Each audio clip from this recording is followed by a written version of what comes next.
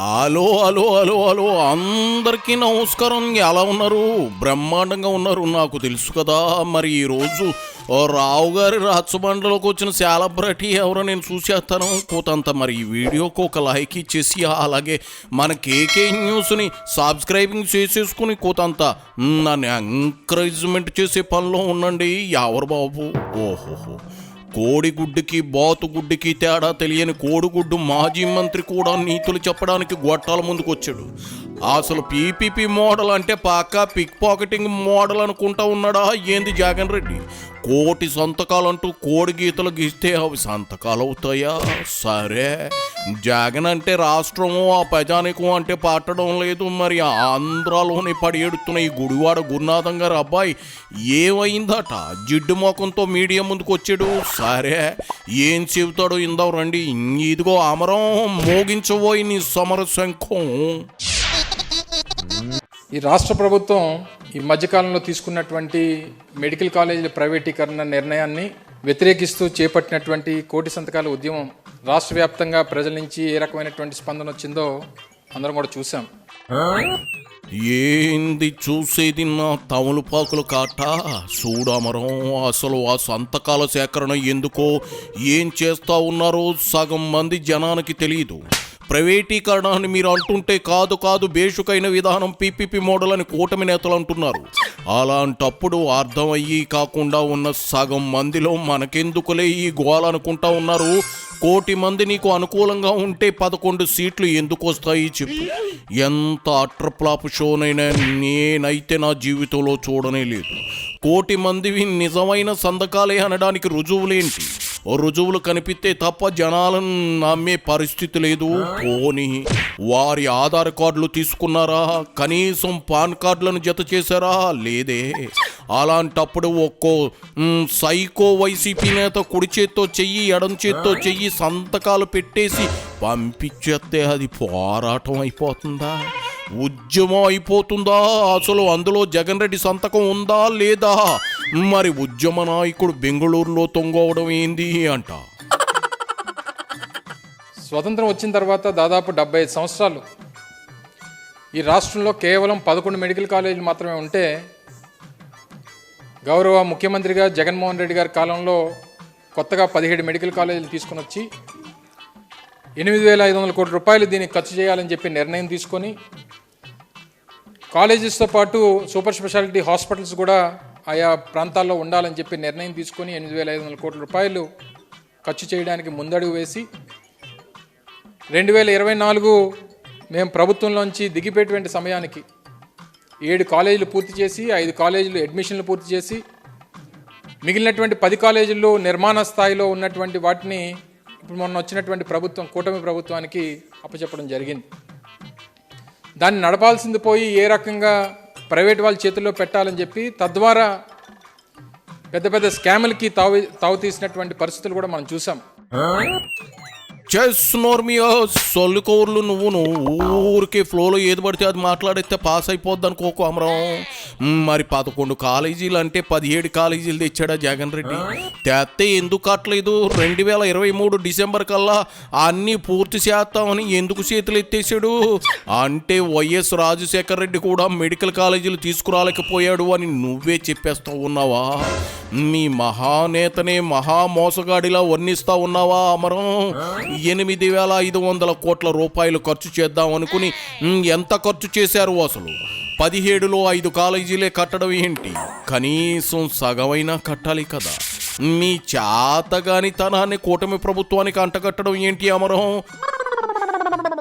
ఏందేంది కూటమి ప్రభుత్వానికి అప్పగించావా? నువ్వేంది అప్పగించేది? తొక్క తోడు.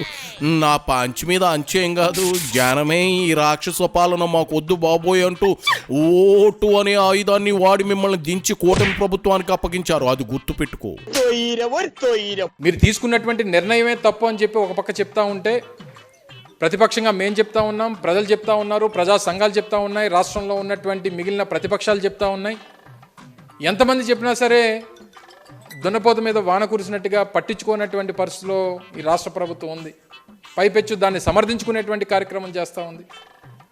వారు కరెక్ట్ అన్నారు, వీరు కరెక్ట్ అన్నారు అన్నటువంటి మాటలు ఇంకా తప్పుదోవ పట్టించేటువంటి ప్రయత్నం ప్రభుత్వం చేస్తూ ఉంది.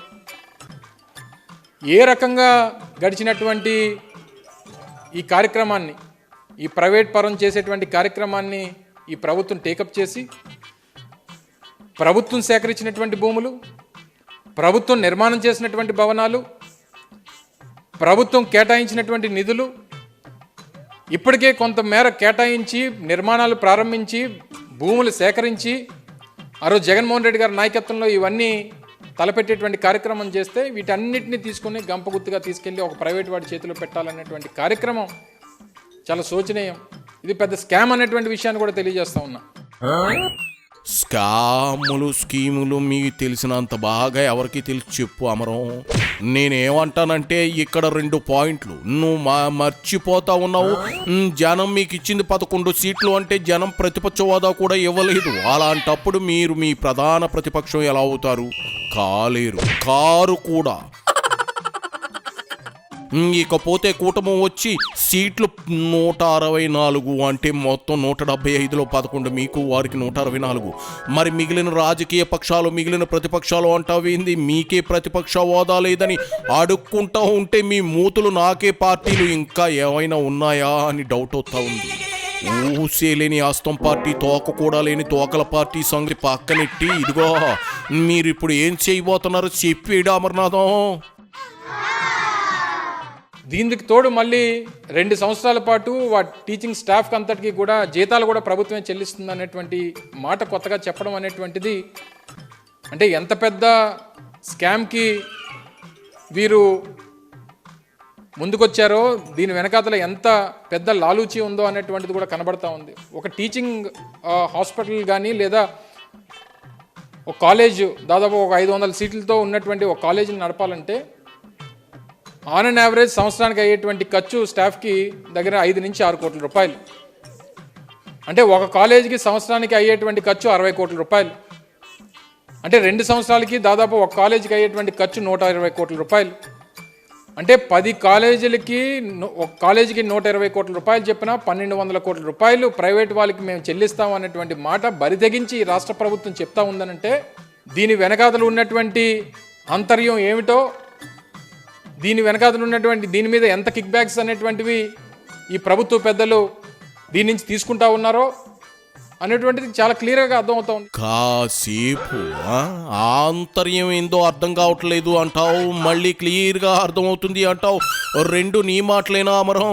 మా పక్కూరు మున్సిపల్ గారి 3వ కోడలో ఇంతే, అన్నీ తెలుసు అంటది, ఏమీ తెలియట్లేదని జుట్టు పీక్కుంటది. తర్వాత డాక్టర్ బాబు వచ్చి చూస్తే అది పిచ్చిదని తెలిసింది. కొంపదీసి నీకు కానీ అట్లాంటి పిచ్చి పాటలేదు కదా. పీపీపీ విధానంలో కాలేజీల నిర్మాణం చేసుకుంటారో, 2 ఏళ్లుగా 10 ఏళ్ల పాటు స్టాఫ్కి జీతాలు ఇచ్చుకుంటారో అది కూటమి ప్రభుత్వం తాలూకు తలనొప్పి. నీకెందుకు? అంత ఎలా కడతారు, ఇంత ఎలా కడతారు అంటే కట్టకలేగా పీపీపీ మోడల్కి వెళ్తున్నాం అంటున్నారు.